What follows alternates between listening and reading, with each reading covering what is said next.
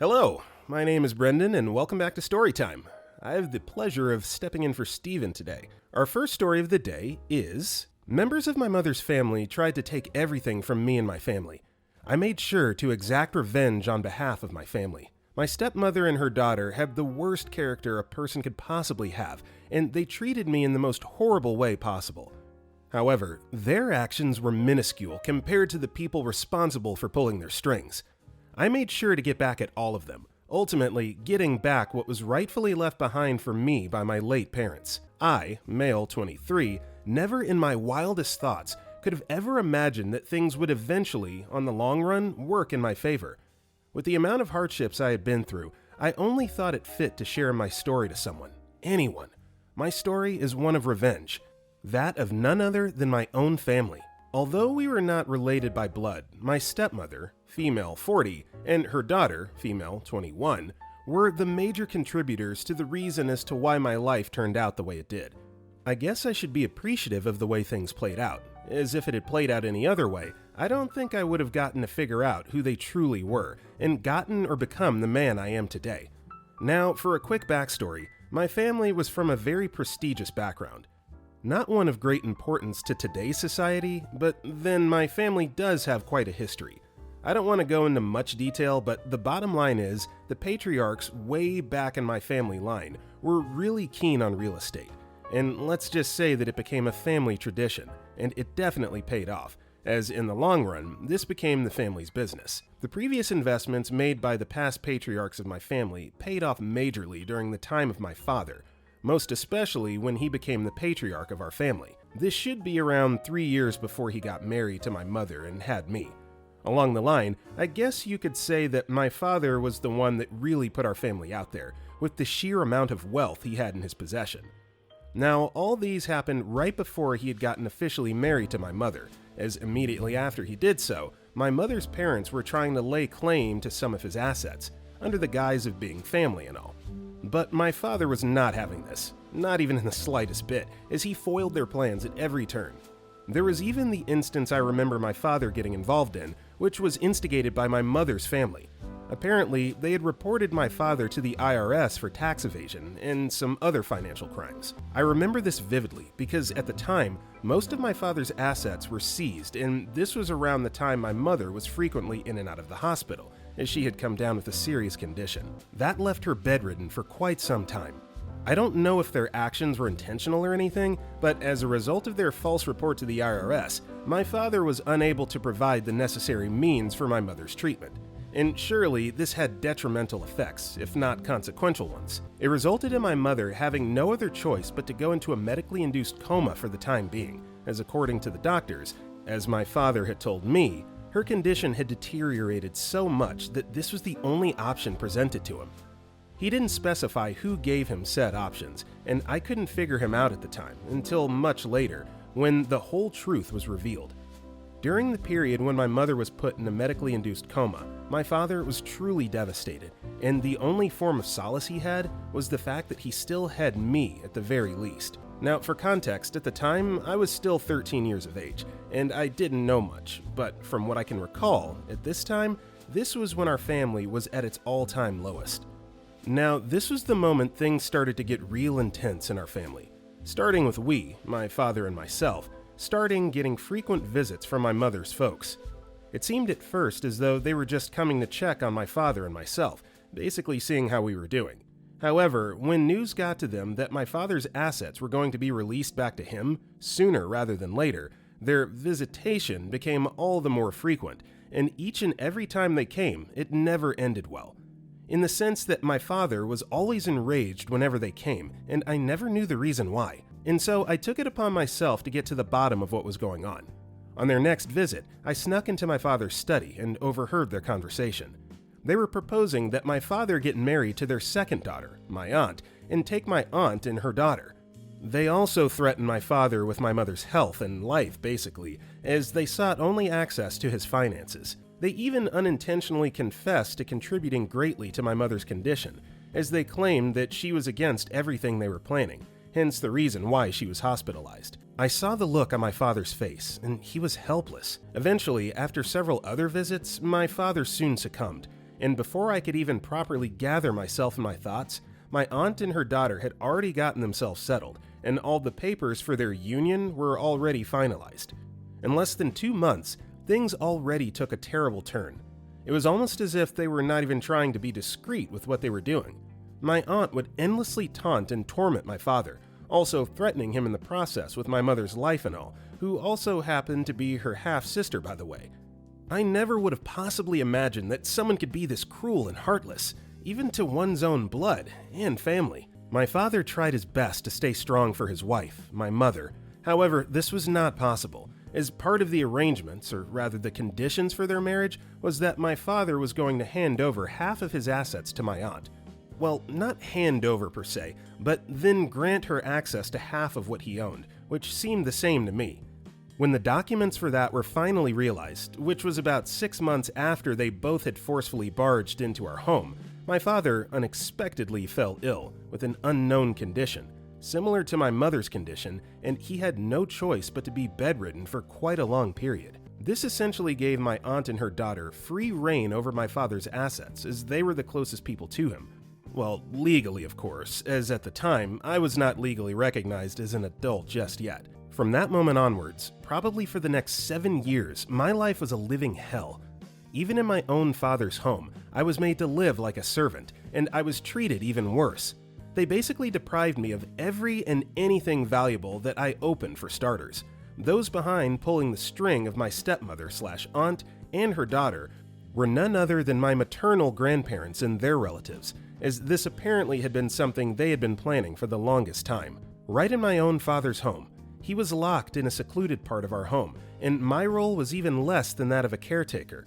Life just seemed unfair and cruel at the time, and there were even some moments where giving up was seeming like an even better idea than just existing at that moment. However, the only thing that gave me even the slightest ray of hope was the fact that my father kept assuring me that karma would eventually catch up with them, and I would be the one to exact revenge on behalf of my family. I believed his words for the entirety of the time we were in that situation.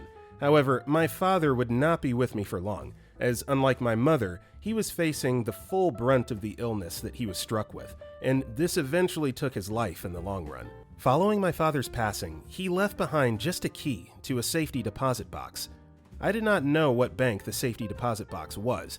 However, it did not take much reasoning and deduction to realize that the bank was none other than the bank in which all the family's financial assets were being kept and managed. I wasn't able to gain access to the safety deposit box for quite a while, as I was always kept under close watch and observation, and following my father's passing, the supervision was even all the more intense. There was nothing I could do.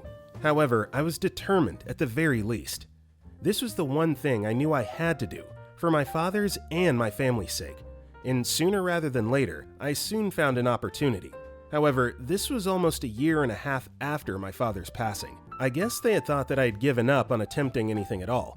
Unknowing to them, I was simply just biding my sweet time, waiting for the perfect opportunity.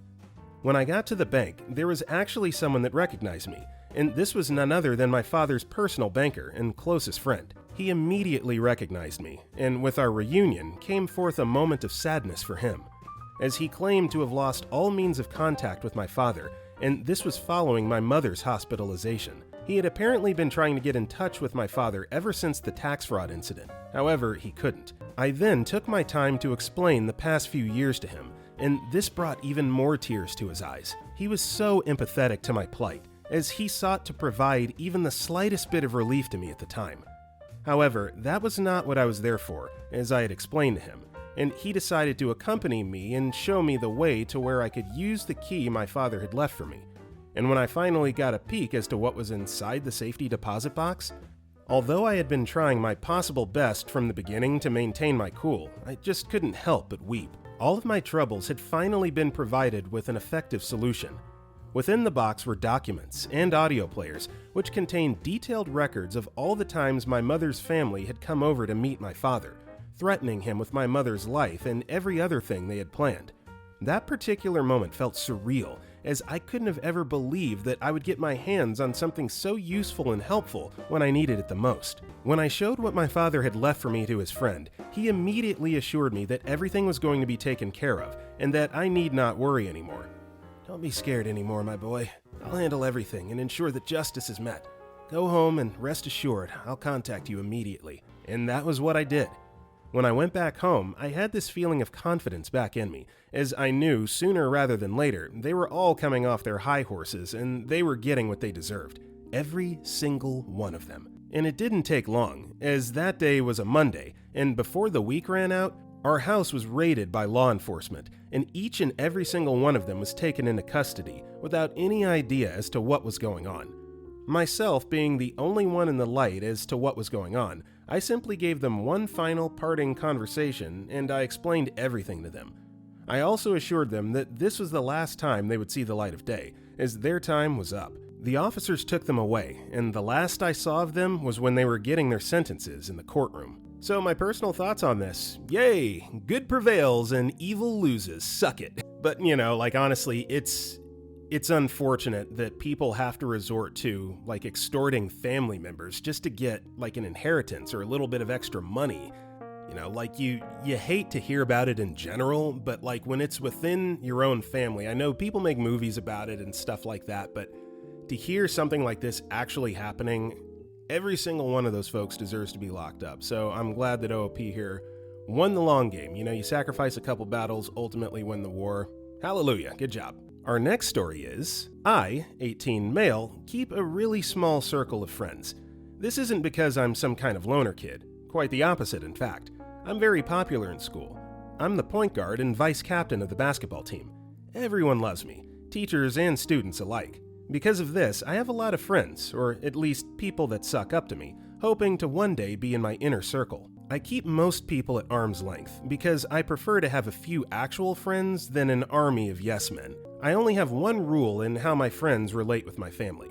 It's an unspoken rule because I didn't think it needed mentioning. Besides, my friends seem to understand it also. The rule is simple. My sister, let's call her Jenna, 16 female, is off limits. I know people have varying opinions about this issue, but it is what it is.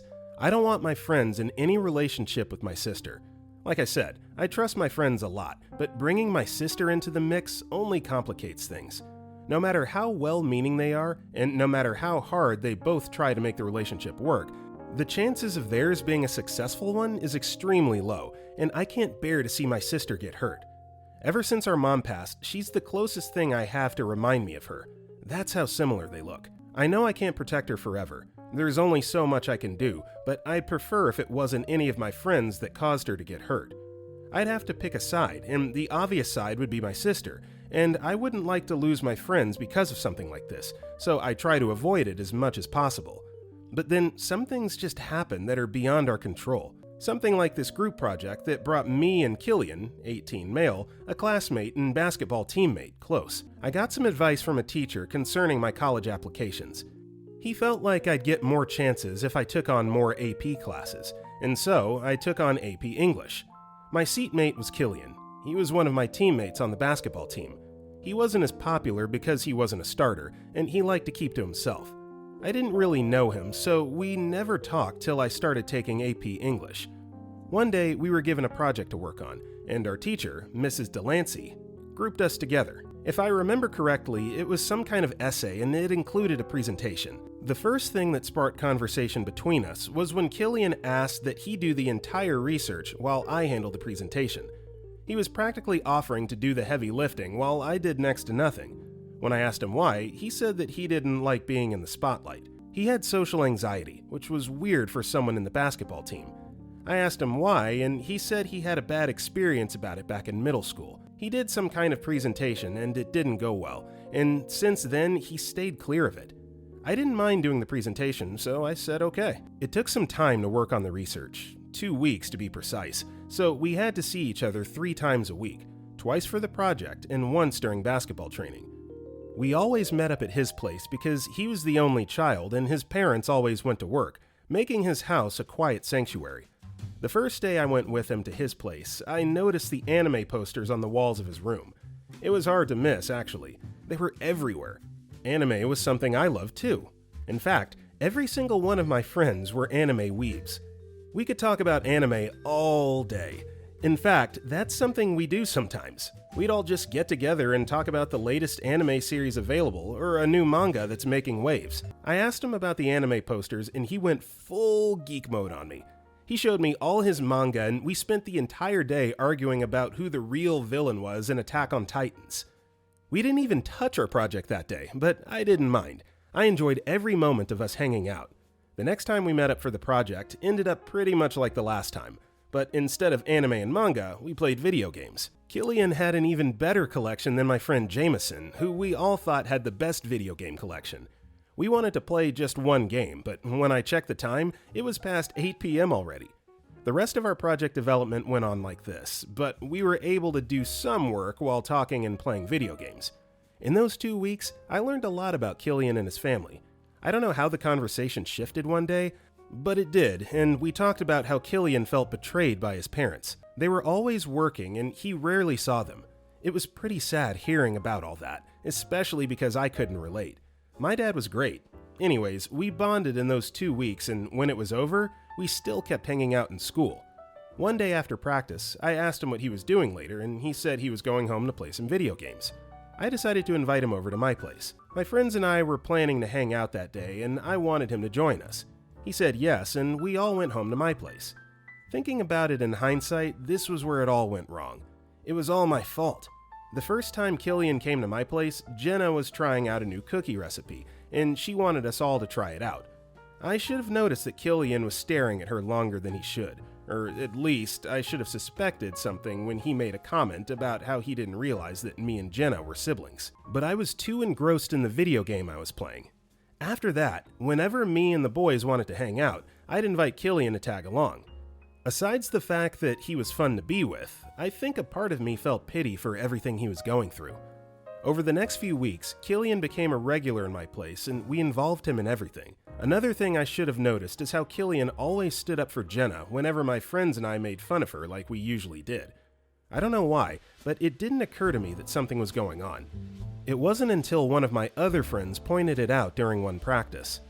Alex told me that Killian might have a crush on her, and I didn't believe him at first, but then I started thinking about it. Then I asked Killian outrightly if he had a crush on my sister, and he denied it.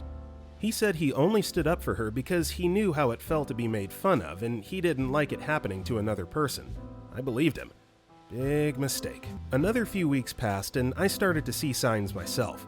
Whenever Killian came around, he spent time talking to Jenna, or she'd come up with an excuse to always need his help with something. I didn't want to believe that something was going on with him until one fateful day when we all agreed to hang out at Jameson's house. Killian said he won't be able to make it because he wasn't feeling very good. He was going home to get some rest. We all went to Jameson's house as planned, but when we got there, we discovered that his grandparents were around, and when they were home, he was always too busy to hang out. So we decided to go back to my place. I got home, and when I went to say hi to Jenna, imagine my shock when I saw her and Killian making out in her room. I got so pissed that I grabbed him and punched him in the face until his nose bled. My friend stopped me, but not before I kicked Killian out and told him never to show his face around my house again. Jenna and I had a messy fight, with her accusing me of trying to control her life. I tried to explain to her why I didn't want them to be together, but nothing I said was good enough. It got so bad that my dad heard about it and he had to step in. He scolded me for getting physical with Killian and supported Jenna's right to be with whoever she wanted. I didn't like it, but when she wouldn't talk to me for 2 weeks, I started to consider whether maybe I'd been too uptight about it all. Killian had been a nice guy since the time I knew him, and he obviously made Jenna happy. Maybe I should give him a chance. They were still dating anyways, and the best I can do is give him a chance. The next day, I talked to Killian and buried the hatchet. He and my sister became official and all was right in the world, or so it seemed. I used to see Killian hang out with a girl in school.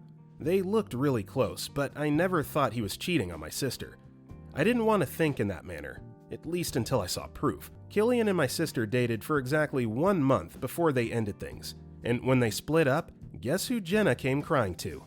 Me. Eventually, I asked her what happened, and she told me they'd been drifting apart because she told him she wasn't ready to have sex. And then, she caught him kissing another girl at school. When she confronted him about it, he broke up with her on the spot. I had promised myself that I wouldn't get into it until I heard this. he had the guts to break my rule, and instead of compensating for it by being the best boyfriend ever, he had the guts to cheat on her. I couldn't let that stand, so I decided to do something about it. I talked to my friends about it, and together, we came up with a plan. During our next practice, I suggested that we play a mock game. I picked my teammates and made sure that Killian ended up on the opposite team. We all had our eyes on Killian, and when he got the ball and tried to dunk, we went in for the kill. Jameson knocked him back down by hitting him straight in the jaw. I finished it by kicking his knee with all my strength. His piercing scream was music to my ears. He was rushed to the infirmary, and from there, he was taken to the hospital. It all happened so fast, so no one could point fingers at me. Besides, we didn't have a CCTV camera in the court. At the hospital, the doctor said his joint was dislocated, and that he tore a vital tissue. He was going to be out of commission for the rest of the year. He also needed crutches to walk for the rest of the school session. Only Killian knew what truly happened, and even though he couldn't prove it, he stayed away from me, which is all I could ask for. So, thoughts on this? I actually have personal experience on both sides of this. I have had friends have the hots for my sisters, and I've also kind of been into friends' sisters before. So the first thing is it's natural to be protective, particularly if you're talking about a younger sister. You know, you don't want to see them get hurt, and when it's kind of that young teenage puppy love like that, odds are it's probably not going to last very long. So like OOP said, you don't want to have to choose a side in that situation. However, I do agree with allowing your sister to date whoever makes her happy. So as far as having a hard, fast rule, stay away from my sister, I had that once upon a time, and I kind of shied away from that eventually once I realized, you got to let your sister live a little bit. Our next story is, one of the few things I learned quite early in life is how to tolerate and live with different people. This was because my family home was pretty much traditional. It was an extension of the family home where different family members, distant or close, could waltz in to spend days, weeks, or even extend it to months. My mother made sure we were raised to find a way to accept people, not just because they're family, but also because not everyone would act in the way we think is right. And before I moved out of my parents' house to fend for myself, I would have thought that I had all it took to navigate and live peacefully with everyone.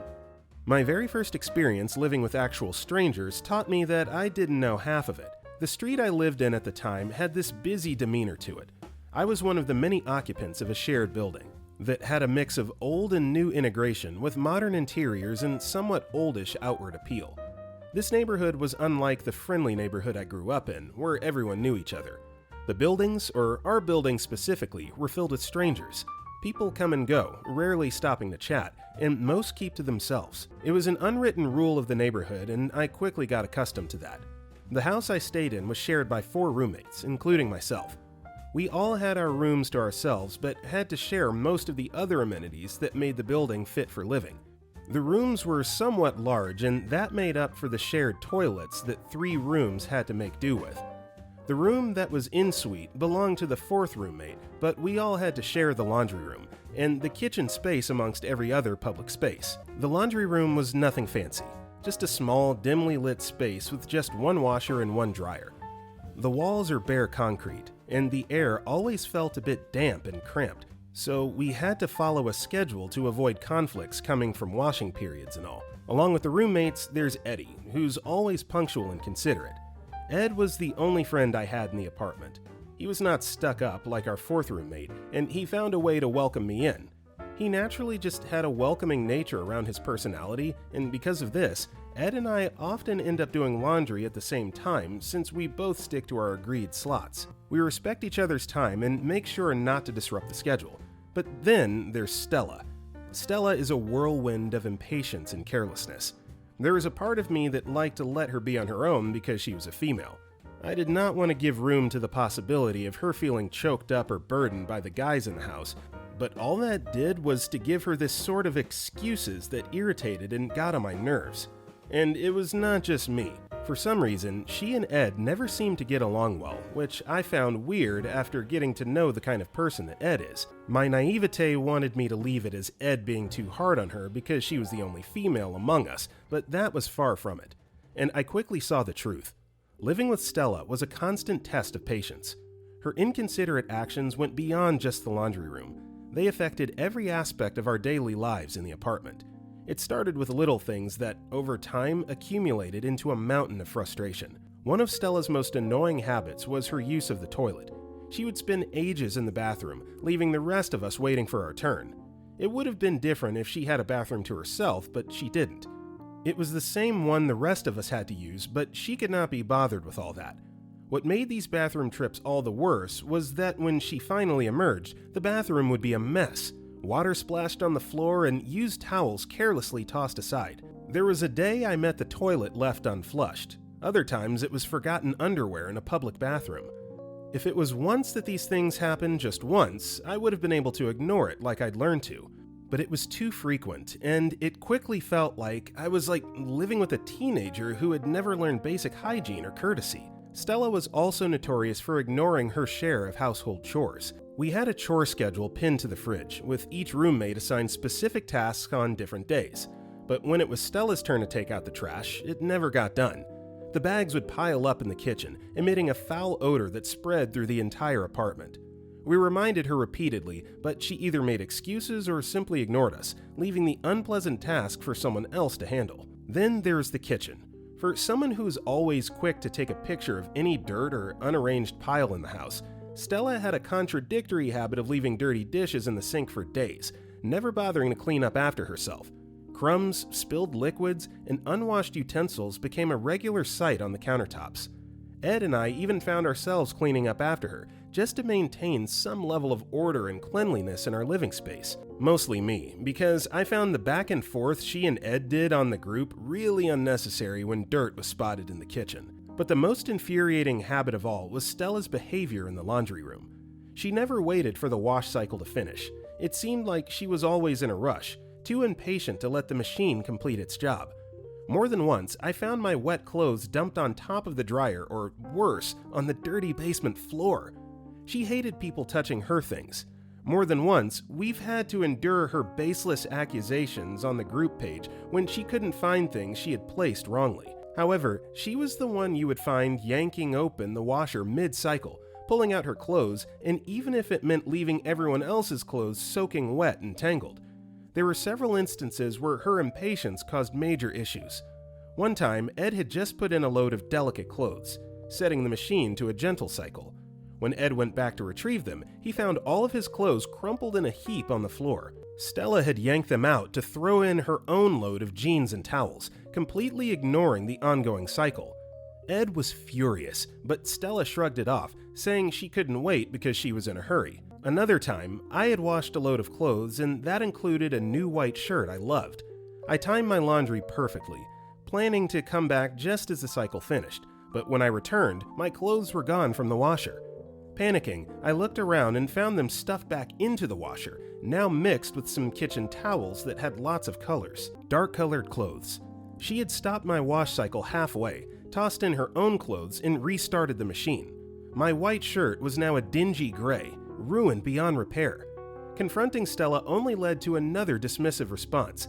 She didn't understand why I was so upset, and it continued like that, on and on. Ed and I had tried talking to her multiple times, but our words fell on deaf ears.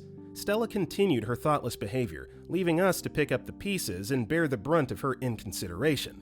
Every time, I was pissed at her actions, but I somehow always found a way to let it go. Till one day, I refused to let it go, and I got back at her where it hurt. I needed her to see that the same way she could act callously, we all could. My desire for revenge was not unwarranted. She brought it on by herself. It was a bit chilly that winter morning, and I had an important event to attend that evening. I carefully planned my day, starting with a load of laundry. I needed a particular outfit clean and ready, so I woke up early to make sure I could wash, dry, and iron my clothes well before the event. The shared laundry room schedule indicated that no one else was supposed to use the washer during that time, which made me feel confident that my clothes would be safe. I loaded the washer with my clothes, including my favorite dress shirt and a pair of slacks. I set the cycle and headed back upstairs to take care of other chores. I planned to return just as the cycle ended to transfer my clothes to the dryer, but as I approached the laundry room, I had a sinking feeling in my stomach. I opened the door to find a familiar, infuriating sight. My clothes, dripping wet, dumped carelessly beside the washer on the dirty floor. Stella's clothes were now tumbling in the washer. her dark sweaters and jeans taking priority over my neatly scheduled laundry. My shirt was wrinkled and soaking, in a puddle of water and lint. This wasn't the first time Stella had done this, but that day I couldn't excuse her actions. It was clear that talking to Stella again wouldn't change anything. She needed to understand the consequences of her actions. I waited until Stella was out of sight, probably back in her room or off to run some errands. I went back to the laundry room, opened the washer, and pulled out her half-washed clothes. I quickly grabbed a large laundry basket and stuffed her wet clothes into it.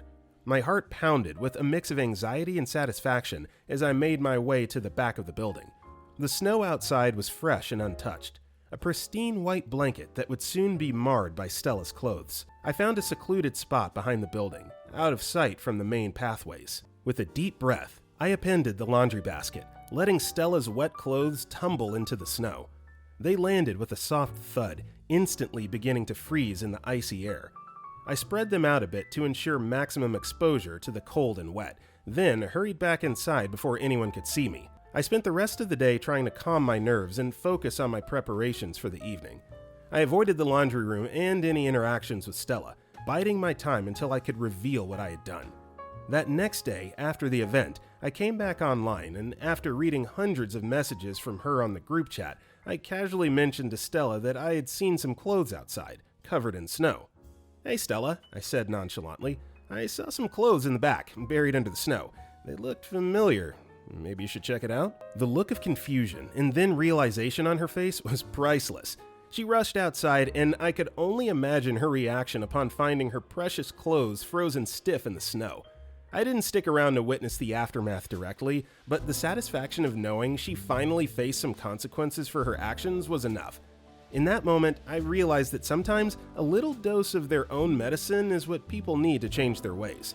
That was the last time she messed with anybody's laundry. So, thoughts on this one? You know, it's not uncommon for people to be messy, dirty, not do dishes, not take out the trash, all that. I mean, to me, personally, that's kind of inexcusable, but like what's far more egregious than any of that is the fact that she is messing with other people's stuff, ruining other people's clothes. Like, you can absolutely wreck delicate clothing by removing it from the wash and letting it sit crumpled up, soaking wet like that.